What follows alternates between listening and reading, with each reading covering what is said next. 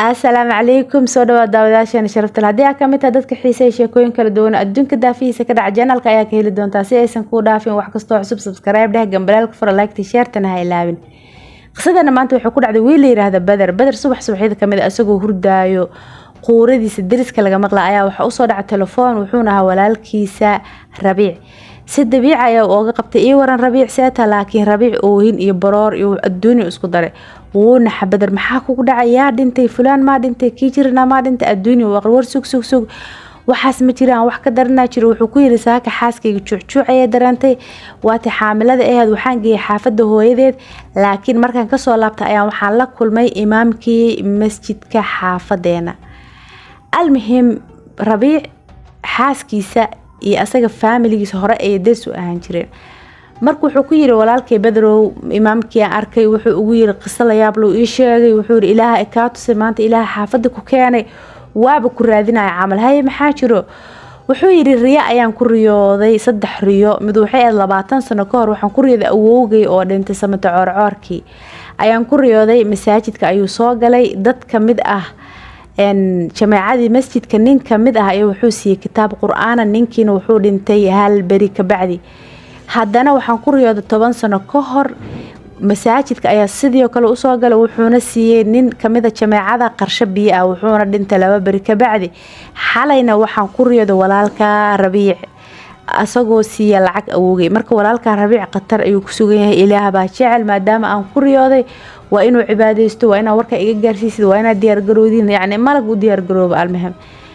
Badar aad ayuu u naxay walwala boodbooda maxaa tiri aniga 2 bari ka bacdi ma dhima rabaa Badar dabaalo wallahi malakul mawdka ilaaha oo xiliga qofka bini'aadanka dilaa ilaahay qof walba wuxuu leeyahay saacado ka daba marin kan hormarin laakiin qof haduu ku yiraahdo waa dhimane in la rumaysto yani waa shay qariib oo cajiib dabaalnimada nooc kamid ah waa dhihi karnaa almuhim Badar wuu naxay walwala wuxuu yiri isdaji walaalkayo Badar waan ku jeclahay ilaahay waxa dhici doona laakiin inaad dhimatid ma rabi waxaan ku siinaa lambar nin riyooyinka sarifo nin riyooyinka fasiro wuu siiyay ninkii waa Badar wuxuu ku yiri saas ayaa ugu dhacday wuxuu yiri ninka kitaabka la siiyay wuxuu nin ilaahay u dhow kii biyaha la siiyay wuxuu nin adduunyada jecel adigana waxaad cunto xoolo dadow oo tug amal astaghfirullah nin waxa taa xoolaha dadka dhacay almuhim oo lacagta saas ayaa lagu siiyay adduunyada ayaad jeceshay waxaad ku dhiman doontaa dariiqad xun oo aad fool xun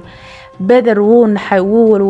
walaalkiis Rabiic u soo noqday sheekadu uga sheekay waa isla baroorteen waa isla ooyeen Allah hooyoy Allah aabo almuhim baroor dheer ka bacdi dadkii hantida ku lahaay oo dhan awal nin saayico wuxuu raba suubiyo aha ayuu wuxuu ka dalbaday caafiya hantidoodii wuu siiyay walaalihiisa dhaxalkii ka cunay u celiyay marka hore waa idin shaqeynaa intuu dhaxalkii ka cunay dhaxalkii u celiyay uu toobad keena dabcan wuxuu reebtay walaalihiisna dhaxalkii maahan wuxuu siiyay lacag debel ah lacagtii lacag ka badan ay dhaxal ku lahaayeen siiyay lacag yar ayuu reebtay wuxuu markaan dhinta masaajid hal igu soo dhiso hay iloobnina ii soo duceeyay almuhim tacsi iyo oohin iyo baroor dheer ka bacdi Badar waa la macsalaamay baawurka la saaray Rabiic wuu macsalaamay walaalkiisa wuxuu tagay Maka masjidka Maka ayuu tagay xaramka habeen iyo maalin cibaado ku jiray dabcan 2 bari way dhaaftay 3 bari way dhaaftay maxrabil way dhaaftay 2 bilood way dhaaftay subax kasta Badar oo isqanjaruufun oo warma aniga ma noolahay arma anu hurdaa dhintay tijaabo adi naftiisa ku bixiyo almuhim Badar markuu dhima waayay ayaa wuxuu wacay ninkii riyada u fasiray saa telefoonkiisa uu bixiran yahay haddana wuxuu walaalihiisa balooga la wada saaray wuu baxay wuxuu isir malaha ma hore dhimasho ma lagu tirinayo ma waxa telefoonada laga qabo wuu baxay wuxuu u tagay masaajid kamida masaajidada Maka imaamkeeda wuxuu ooga dhacay qisadii imaamku wuxuu riniyo aan nuu weyna ahay adigana nuu weyna tahay oo gar iyo gafuur leh laakiin sheekadan uma eg sheeka xaqiiqa wuxuu agta wax been ah yani 3 bari ka bacdi dhimane nina saas ku dhintay yani cilmi cindala laakiin uma eg riyadan riyo rumiya Badar wuu shakiyay meesha shaki weyna ka galay uu soo baxay wuxuu u imaaday imaamkii masjidka xaafadooda qisadii ayuu weydiiyay wuxuu imaam walaalkay Rabiic waxaad u soo sheegtay inaad dhimo doono 3 bari ka bacdi ama 2 bari ka bacdi ma dhimanin bila dhamaatay 2 bila dhamaatay walina waa soo noolaa maxaa waa qisadaadii imaamkii aad u yaaba ma anaa ku waa dhimanay ma anaa walaalka Rabiic arka ma arkin walaalka Rabiic waxa ugu dambeysay ayaantad xaafadan ka guur rabteen oo dhib ka badnaa oo masaajidka dhibi jiray oo biyaha daadaadi jiray weysada waagaas ka bacdi ma arkin haddana arka ma aqaan maandho oday weynaa noqdo ilaahay khayr ha ku siiyay dambaajinin yaa